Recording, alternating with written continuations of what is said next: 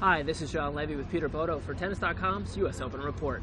Pete, women's finals, prime time, Serena Williams versus Jelena Jankovic. Serena going for a nice slam, Jankovic going for her first. It looked like some experience won out tonight, along with a little extra power.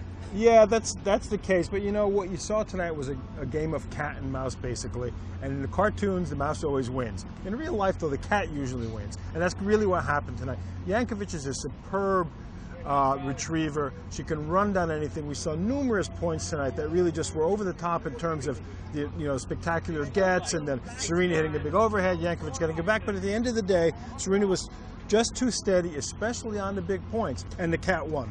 It seemed like the crowd won as well, Pete. A lot of these finals, the primetime finals, haven't gone so well. They've been pretty quick blowouts. This was a pretty entertaining match, wasn't it? Oh, it was wonderful. We have had a couple of yawners here at the U.S. Open in the women's final, which has really been a pity because the level of tennis overall is very good now. But, I think the crowd really got into this.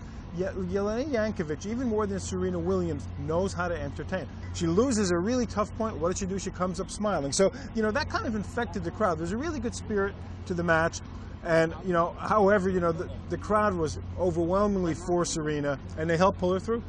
Serena is the 4th different Grand Slam champion on the women's side this year. She's also going to be the 5th different person to be the #1 player in the world when the rankings come out on Monday.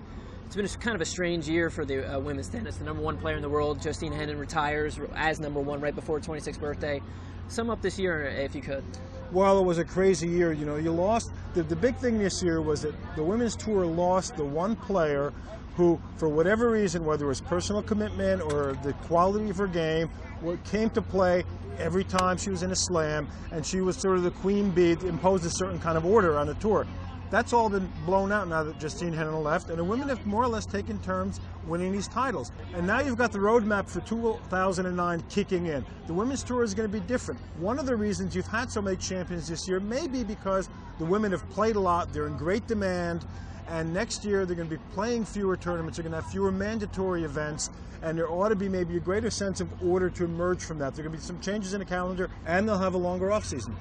Well, that wraps up the women's finals from the National Tennis Center. I'm Levey with Peter Bodo for Tennis.com's U.S. Open Report.